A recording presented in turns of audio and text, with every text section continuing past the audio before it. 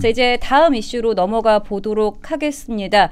어제 내년도 예산안 심의를 위해서 국회 운영위가 열렸는데요. 이재명 정부의 부동산 대출 정책을 두고서 이 김용범 대통령실 정책실장과 국민의힘 김은혜 의원이 날선 공방을 펼쳤습니다. 그야말로 고성과 설전이 오고 갔는데요. 어떤 일인지 좀 영상으로 확인해 보고 오겠습니다. 의원님 어떻게 그렇게 가족을 그냥 막 엮어가지고 그렇게 말씀하세요? 자, 정리해 주세요. 자, 정책시장도 그렇고 우리 저 김은혜. 자, 다음은 예뻤잖아요. 박상혁 의원님 질의해 주시기 바랍니다. 네. 아니 제 딸이 전세 그 갭 투자한다고 그런 식으로 말씀하셨잖아요. 자, 저 적당히 하세요. 공직자 아버지 둬가지고 뭐 평생 눈치 보고 살면서 전세 부족해서 그런 딸에게 자, 무슨 정책실장님 무슨 말씀이세요 지금 의원님? 정책실장의 의원님이 말씀했잖아요. 우리 딸이 갭 투자 정책실장 들어가 있다고. 제가 갭 투자 안 했다고 말씀드렸잖아요. 그 정도 하시라뇨. 아니 둘 다 사실 아닌 걸 가지고 왜 그러세요? 갭 투자 안 했어요.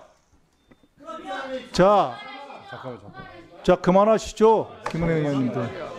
지금 말씀하시면 의원님 하지 말라니까. 가만 있어 봐. 정책실장 안 되니까 안 된다니까 좀 가만히 있어. 좀 대통령실 가만 있어봐요. 정책실장 봐봐. 안 되니까 그러면 안 돼요. 위증도 그렇고 말이죠. 안 된다니까 지금. 정책실장 지금 위원장이 홍보하지. 지금 뭐 하는 겁니까? 여기 정책실장 화냈는 거는 것입니까? 송구합니다. 네, 김용범 대통령실 정책실장 그리고 김병기 원내대표까지 굉장히 흥분하는 모습을 볼 수 있었는데요.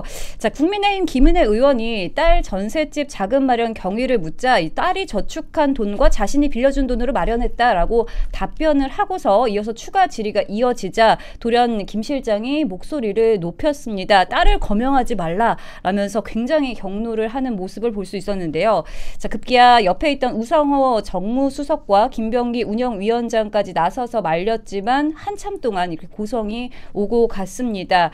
이 상황 좀 어떻게 보셨나요?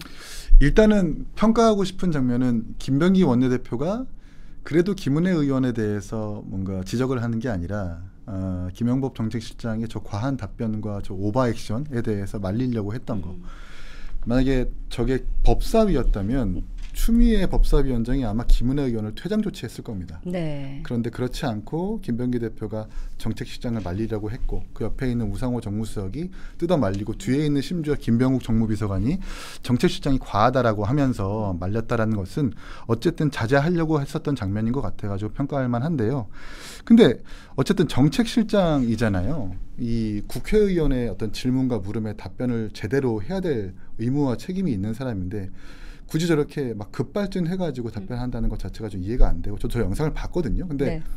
김은혜 의원이 물은 건 그겁니다. 딸이 갭 투자를 했냐라고 물은 게 아니라 딸은 전세를 사시죠. 김용범 실장님 갭 투자 하셨습니까?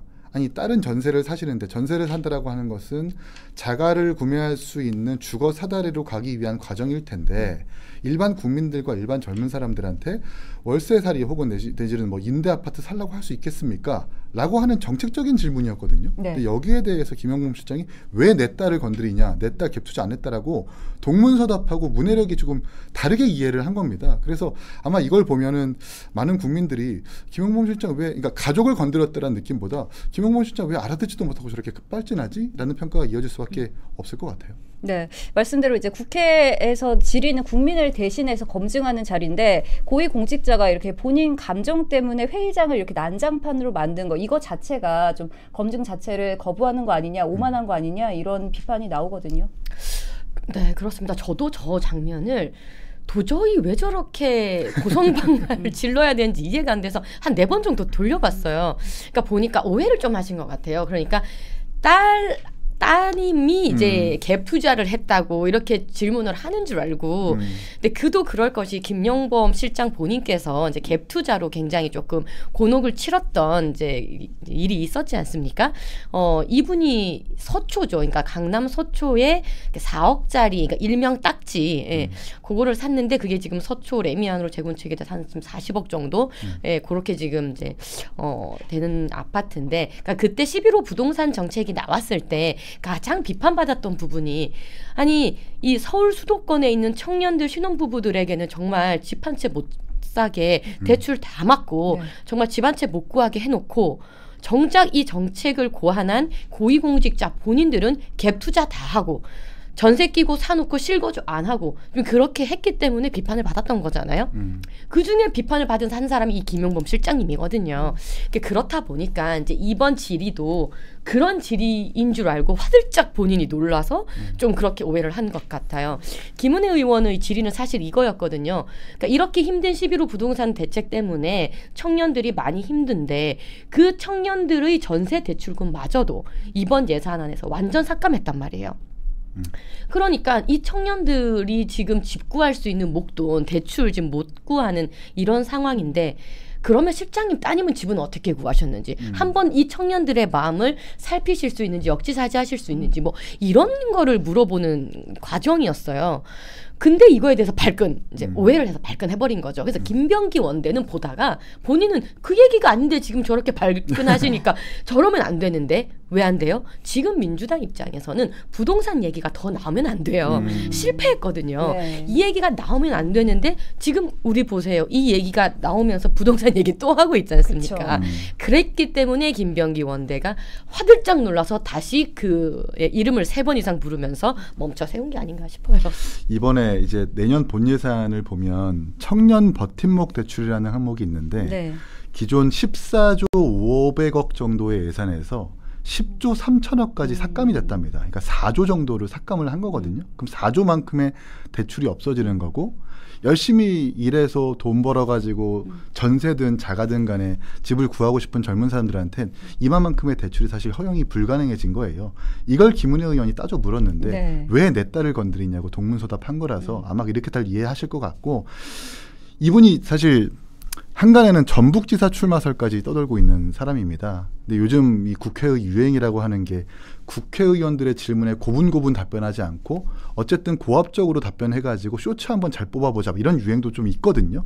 지난번 운영위 감사에서도 주진우 의원이 질문하니까 강훈식 비서실장이 주진우 의원보다 더 고압적으로 답변하는 모습 보면서 지금 국회의 어떤 피감기관의 답변 태도나 이런 일관된 기조가 그렇게 자리 잡은 것 같아요. 아마 그런 연유에서 저렇게 급발진해가지고 고성하고 뭐 나를 뜯어 말리지 말라라고 막 몸적 액션도 보이면서 했었던 그런 부분도 있는 것 같습니다. 근데 제가 이번 김용범 급발진 사태 영상을 보면서 한 가지 조금 의아한 부분이 있었어요. 네. 그러니까 우리들의 지금 청년들의 아픔과 문제 제기는 그런 거잖아요. 집을 살려면 우리가 목돈을 구하기가 정말 어렵잖아요. 그렇죠. 목돈을 마련한다는 것은 결국 매달 따박따박 저축을 하는 결국 우리의 시간을 소비하는 것이거든요. 그래서 그런 부분이 많이 힘든데 그 김은혜 의원께서 그래서 전세 자금을 따님은 어떻게 마련했습니까? 하니까 일부 본인이 줬다고 그랬어요. 근데 그게 한 1억 2천 준 거라면서요.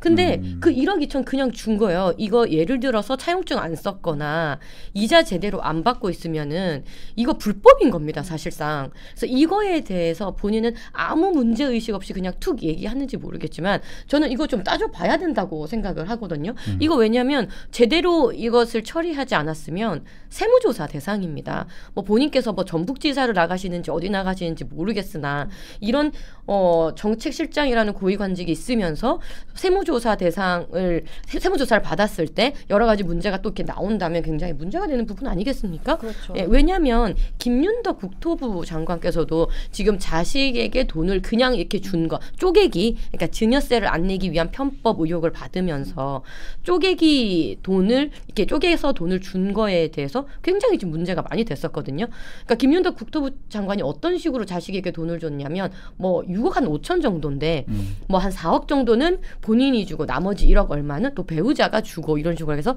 쪼개가지고 주고 금리를 뭐 2점 몇 프로 받고 부인은 아예 금리를 안 받고 무이자로 받았다는 거예요. 돈을요 무이자로 이렇게 빌려주고 평균보다 매우 낮은 금리로 돈을 자식에게 주는 것은 거의 증여로 볼 수밖에 없는 상황입니다. 그래서 이런 부분들을 아니 다른 청년들은 그렇게 아프게 해놓고 본인들은 돈 이렇게 솔직히 부모님한테 1억 몇천 6억 몇천 턱턱 집 살 때 받는 사람이 평범합니까? 당장 세무조사 들어가야 되는 거 없어요. 아닌가요? 제 말이에요. 이미 국세청에서 사례를 찾아보니까 부모님한테 돈 빌려가지고 분양받은 아파트 잔금 치르는 거는 과세 대상이다라고 하면서 과세 예고 통지서까지 보내고 있더라고요. 이제 일반 국민들한테는 부모와 자녀 혹은 형제와 형제 간에 돈 거래라 하더라도 그게 차용증을 쓰고 정확하게 과세 대상이라고 기준을 잡고 있는데 권력자들한테 그게 좀 적용이 안 되는 것 같아서 좀 안타깝다는 생각이 들고, 전 김영범 실장이 막 자기는 갭 투자 안 했다라고 억울하다고 하면서 저렇게 화를 냈잖아요. 네. 다른 관료들이 갭 투자한 거 그 사람들은 도대체 뭐가 되는가. 사실 그분들의 이 김영범 실장이 보여줬었던 분노는 김은혜 의원을 향해서 표출할 게 아니라 다른 관료들, 갭 투자했다라고 사실 팩트 체크가 된 그 다른 관료들한테 향해야 된다라는 말씀도 덧붙이고 싶습니다. 네, 안 그래도 요즘 정말 전세난이라고 할 정도로 서울에서 집 구하고 사는 게 정말 꽉 막혀 있습니다. 자, 그런데 지금 그 책임자 자녀가 부모 은행 찬스로 수월하게 서울에 안착해서 이게 사다리 걷어차기 아니냐 이런 비판이 나올 수밖에 없는 부분인 것 같은데요. 서민에게는 이렇게 대출 규제를 하고 본인 자녀에게는 아빠 찬스를 주고 이걸 과연 공정이라고 말할 수 있는지 좀 의문이 들거든요. 그래서 이제 이번 11호 부동산 대책이 나왔을 때 서울의 평양화 이런 얘기가 나왔던 겁니다. 현금 부자들만 서울에 살 수 있고, 그리고 현금을 가지고 있는 사람만 그 서울에 살 수 있고, 부모를 잘 뭐 이제 돈을 턱턱 주실 수 있는 부모를 가진 사람만 살 수 있다. 이렇게 되면 그 서울이라는 특정 지역이 정말 부자들만의 도시가 되는 게 아니냐, 뭐 이런 얘기가 나온 거잖아요. 그래서 이것에 대한 청년과 신혼부부들과 이런 이제 우리 주거 취약층들이 굉장히 울분을 토했는데, 더 울분을 토한 것들이 그 11호 부동산 대책 이후에 나왔던, 가령 예를 들면 15억 아파트가 뭐 서민 아파트라든지 뭐 그런 고위공직자들의 그 민주당 인사들이 생각이, 공감 능력이 너무 동떨어져 있다는 거였잖아요. 거기서 더 울분을 토했던 건데, 지금 보면은 이 부의 대물림, 부의 양극화 이런 것을 오히려 부추기는 정책이 지금 민주당과 이재명 정권이 하고 있는 정책이라는 것이죠. 이게 지금 결과로서 나타나고 있다. 왜냐하면 본인들이 의도했던 그 집값 잡는다는 거 지금 못 잡고 있습니다. 그리고 오히려 풍선 효과라 그래서 이 경기도 구리나 동탄이나 이 11호로 묶이지 않은 외곽 지역은 오히려 지금 집값이 지금 폭등을 하고 있거든요. 그렇기 때문에 원래 원했던 정책의 목적성은 전혀 달성하지 못하고 오히려 그것으로 인한 부작용만 많이 양산이 되고, 우리 청년들이나 또 일반 이제 주거 취약층들의 이 상대적 박탈감은 더욱더 거세지는 아주 잘못된 정책이라고 평가할 수 있겠습니다. 지난 대선에서 사실 이재명 대통령 후보가 보수 유권자들에게 일부 선택을 받았었던 이유가 제가 기억하는 서초 고속터미널에서의 연설인데요.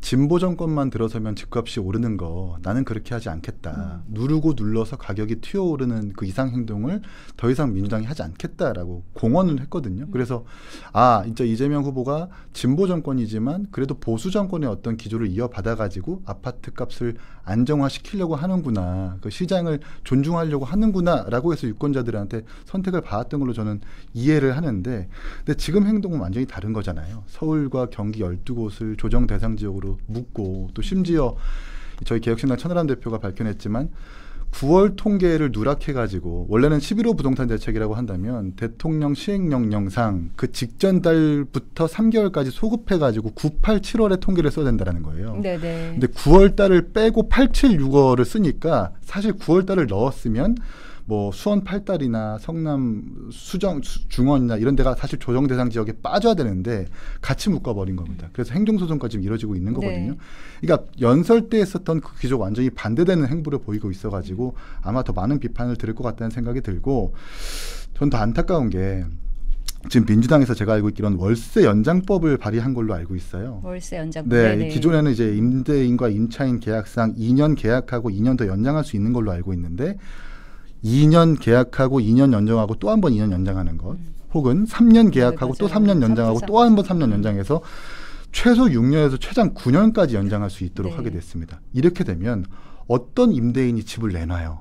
안 되잖아요. 그럼 전세가 메마를 거고 월세값이 폭등할 것이 뻔하기 때문에 지금 이 정부가 완전히 이 부동산 정책에 대해서는 잘못 잡고 있다는 생각이 들고, 무엇보다 마지막으로 11호 부동산 대책으로 4억, 6억 대출도 묶는데 한편으로는 대장동 일당들의 이 7,800억 투자 보전까지 해준 것 아닙니까?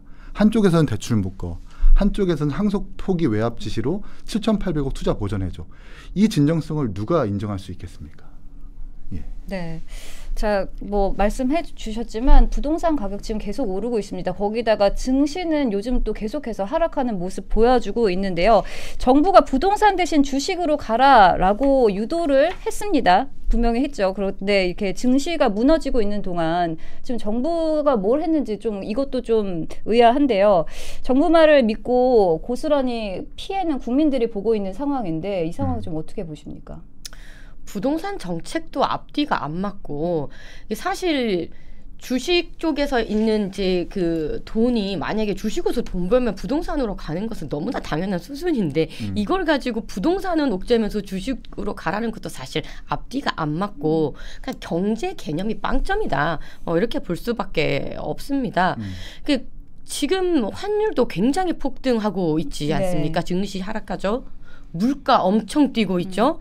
뭐 관세 협상도 완전 엉망으로 했죠. 그러니까 이런 모든 상황들이 겹쳐서 힘든 거는 우리들만, 서민들만 지금 힘든 상황입니다. 그런데 지금 또 어제 보니까요. 민노총회에는 쪽지 예산으로 전세보증금을 뭐 55억을 해준다고 그래요. 그러니까 지금 도대체 이재명 정권은 누구를 위한 정책을 지금 하고 있는 것이냐. 예. 그래서 과연 이 정부가 돈을 어디다가 쓰고 써야 될 때 그리고 막아야 될 때 이런 것들이 지금 전혀 맞지 않고 있다. 그래서 지금 이 모든 이 힘든 상황들이 굉장히 좀 이어지고 있는 것인데요.